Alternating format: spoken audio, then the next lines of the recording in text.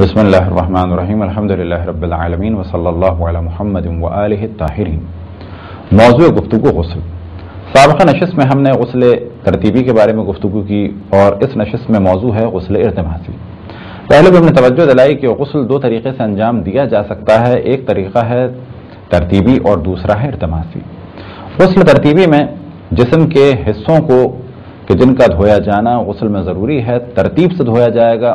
مثال کے طور پہ پہلے مرحلے میں سر اور گردن کو، اور اس کے بعد پورے سیدھے حصے کو، اور اس کے بعد پورے الٹے حصے کو یعنی بائیں حصے کو۔ غسل ارتماسی میں جسم پر پانی نہیں ڈالا جاتا بلکہ بیک وقت پورے جسم کو پانی میں ڈبویا جاتا ہے، یا یہ کہنا زیادہ مناسب ہے کہ بیک وقت پورا جسم دھویا جاتا ہے، کیونکہ یہ ڈبونے کے ذریعے سے بھی ہو سکتا ہے اور اس کے علاوہ بھی طریقہ و تدریجاً آپ کے سامنے بیان کیے جائیں گے۔ تو یہ ایک فرق ہے غسل ترتیبی میں اور ارتماسی میں۔ غسل ارتماسی کہ جو عام طور پہ اگر دیکھا جائے کہ جو عام اس کا طریقہ ہے اور سادہ طریقہ ہے کہ فرض کریں کسی دریا میں یا کسی سوئمنگ پول میں یا اگر گھر میں کسی کو کوئی ٹب ہے تو اس میں غسل ارتماسی کو انجام دیا جا سکتا ہے۔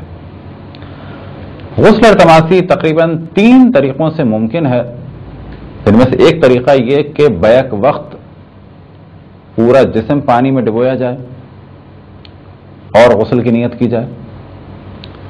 دوسرا طریقہ یہ کہ ارتماسی طریقے سے ہو لیکن ترتیب میں ہو، یعنی فرض کریں کہ ہم گھر میں باتھ ٹب میں بیٹھے ہوئے ہیں یا کسی حوض میں ہیں اور پہلے ہم اپنا سر اور گردن جو ہے ارتماسی طریقے سے دھوئیں۔ مثال کے طور پر پانی کے نیچے چلے گئے اور نیت کی غسل کی، اور ذہن میں یہ ہے کہ اس وقت فقط میں اپنا سر اور گردن کا یہ حصہ دھو رہا ہوں۔ پانی کے اندر چلے گئے اور اس کے بعد اس طرح سے اپنا سر باہر نکالا اور نیت کیا ہے کہ اپنے اس حصے کو میں نے ارتماسی طریقے سے دھویا ہے، یعنی ڈبو کے دھویا ہے، لیکن پہلے مرحلے میں فقط اتنا حصہ دھویا ہے۔ پھر اس کے بعد سیدھے حصے کو اپنے ڈبویا اور پھر اس کے بعد الٹے حصے کو یعنی بائیں حصے کو ڈبویا۔ تو یہ غسل بھی ارتماسی غسل ہے، لیکن جسم کے اعضاء کو ترتیب سے ارتماسی غسل دیا گیا ہے۔ یہ ہو گیا دوسرا طریقہ۔ اور تیسرا طریقہ جو عام طور پر مشکل ہے وہ یہ کہ کہیں اگر بہت زیادہ مقدار میں پانی گر رہا ہو اور اتنی زیادہ مقدار ہو کہ ہم جب پانی کے نیچے جائیں تو بیک وقت ہمارے جسم کا سارا حصہ اس پانی میں اس طرح سے چلا جائے کہ سارے حصے میں پانی پہنچ جائے، اور یہ عام طور پر گھر کے شاور میں بھی پاسبل نہیں ہے۔ یہ جب ہو سکتا ہے کہ جب زیادہ مقدار میں شاورز لگے ہوں اور پریشر سے کہ کوئی بھی حصہ چھوٹا ہوا نہ ہو، کیونکہ شاور میں بعض دفعہ دھار یہاں پڑتی ہے بعض دفعہ دھار یہاں پڑتی ہے، لیکن اگر موٹی دھار کے ساتھ شاور کا پانی گر رہا ہے اور اس طرح سے گر رہا ہے کہ ہمارے پورے جسم کو اس نے کور کر لیا ہے، تو یہ بھی ایک طریقہ ہو سکتا ہے ارتماسی غسل کا۔ لیکن عام طور پہ توضیح المسائل میں جس کا ذکر ہوتا ہے وہ طریقہ ہے کہ جو ممکن ہے کسی حوض یا سوئمنگ پول یا گھر کے باتھ ٹب وغیرہ میں کس طرح سے غسل ارتماسی کو انجام دیا جا سکتا ہے۔ اب ان 3 طریقوں میں سے پہلے طریقے کو زیادہ فوکس کرتے ہیں کہ بیک وقت جسم کو پانی میں ڈبونا۔ اب ایک طریقہ تو یہ ہو سکتا ہے کہ ہم اگر سوئمنگ پول کے باہر ہیں یا دریا کے باہر ہیں اور اس طرح سے ڈائیو لگائیں، اور ڈائیو لگانے سے پہلے نیت کیا ہو کہ میں غسل جنابت یا غسل حیض یا نفاس جو بھی غسل ہے، چاہے وہ خواتین کا ہو چاہے وہ حضرات کا ہو، انجام دے سکتے ہیں۔ غسل کو معین کرنا ہے اور اس کے بعد پانی میں چلے جائیں۔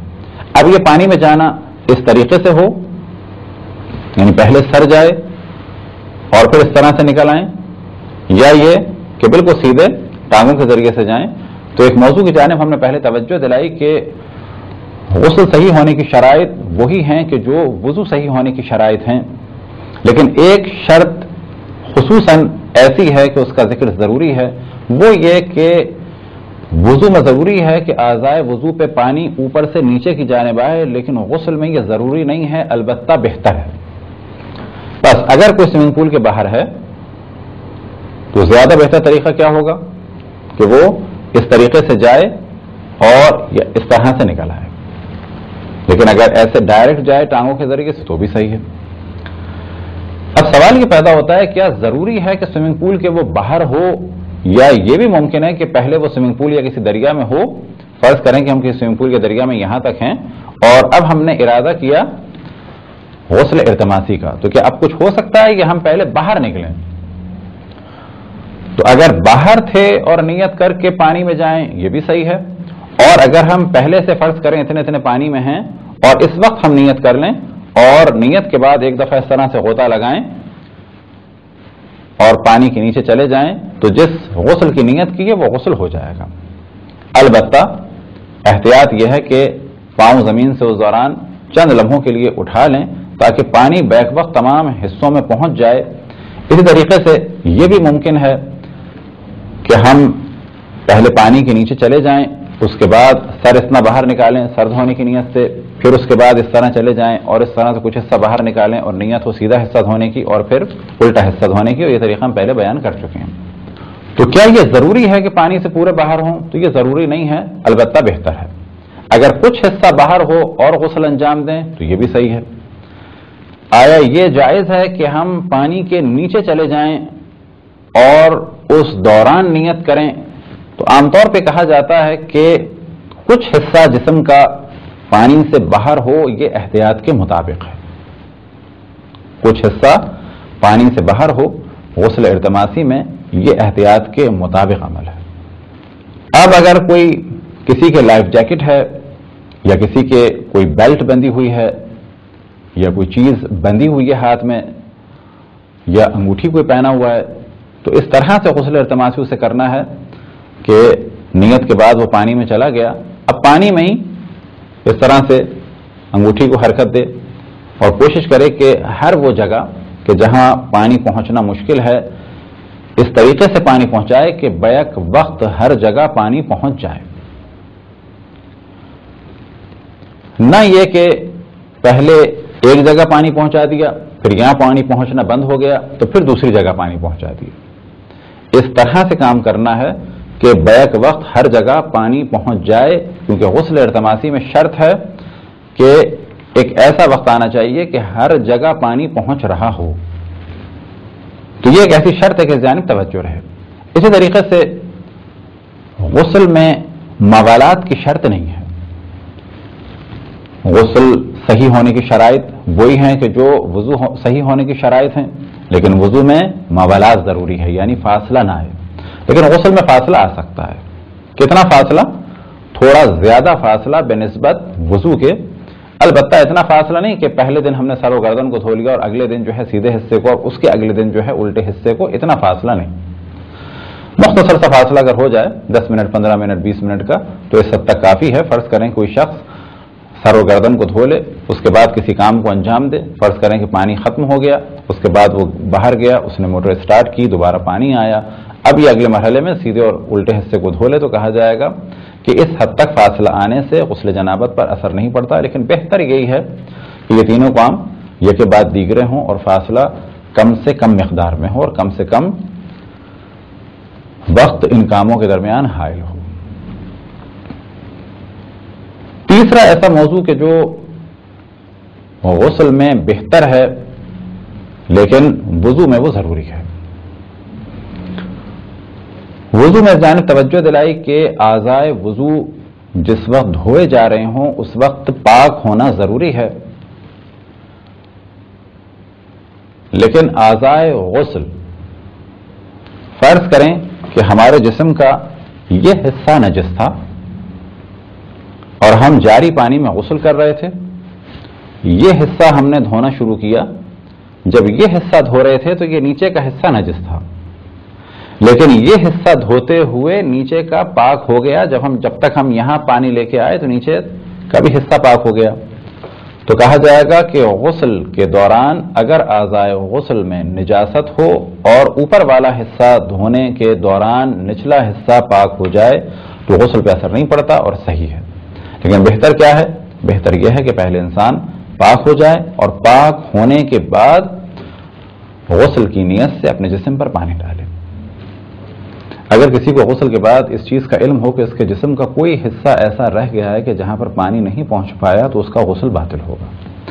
مثال کے طور پہ کسی کی کوئی ایسی چیز لگی ہوئی ہے کہ جو پانی کے پہنچنے میں رکاوٹ ہے اور غسل کے بعد اسے علم ہو، مثال کے طور پہ کسی خاتون کے نیل پالش لگی ہوئی تھی اور انہوں نے نیل پالش ریموور کے ذریعے سے نیل پالش کو ریموو کر دیا، لیکن غسل کے بعد پتہ چلا کہ ابھی بھی ایک حصے میں نیل پالش لگی ہوئی ہے۔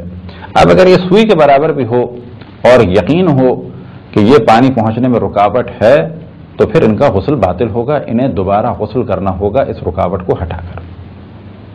ایسا شخص جس کے پاس نماز کا وقت بہت کم ہو، ایسے شخص کے لیے ضروری ہے کہ اگر ارتماسی غسل انجام دینے کی وجہ سے اس کی نماز وقت میں ہو جاتی ہے تو اس پر لازم ہے کہ ارتماسی غسل کو انجام دے۔ یعنی فرض کریں کسی کے پاس دونوں آپشنز ہیں کہ وہ غسل ترتیبی بھی کر سکتا ہے باتھ روم میں، اور ساتھ ہی اس کے پاس کوئی ایسا ٹب یا حوض ہے کہ جس میں وہ غسل ارتماسی بھی کر سکتا ہے، اور وہ یہ جانتا ہے کہ اگر میں نے غسل ترتیبی کیا تو نماز نکل جائے گی، لیکن اگر ایک دفعہ حوض میں گیا غسل ارتماسی کی نیت سے تو اس میں اتنا کم ٹائم نکلے گا کہ میری نماز ہو جائے گی، تو اس پر لازم ہے کہ غسل ارتماسی کو انجام دے۔ لیکن اگر غسل ترتیبی میں کم وقت لگتا ہے تو غسل ترتیبی کو انجام دے، اور اگر دونوں میں برابر وقت لگتا ہے تو پھر اختیار ہے کہ جس غسل کو بھی چاہے انجام دے۔ اگر کوئی شخص روزے سے ہے یا احرام کے عالم میں ہے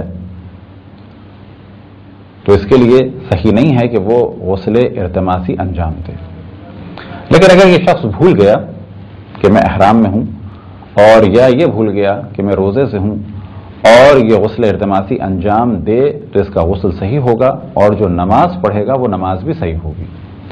لیکن اگر یاد رکھنے کے باوجود کہ میں روزے سے ہوں اور میں احرام میں ہوں جان بوجھ کے غسل ارتماسی کرے گا تو یہ عمل بھی اس کا صحیح نہیں ہے، اور یہ غسل بھی نماز کے لیے اور ان کاموں کے لیے کہ جس میں غسل کی شرط ہے صحیح نہیں ہوگا۔ یہ تھی ایک مختصر سی گفتگو غسل ارتماسی کے بارے میں۔ خداوند تبارک و تعالیٰ سے دعا ہے کہ بحق محمد و آل محمد ہمیں اپنے رسول اپنی حجتوں خصوصاً امام زمان علیہ الصلوۃ والسلام کی معرفت اور اطاعت کی توفیق عطا فرمائے۔ وصلی اللہ علی محمد و آلہ الطاہرین۔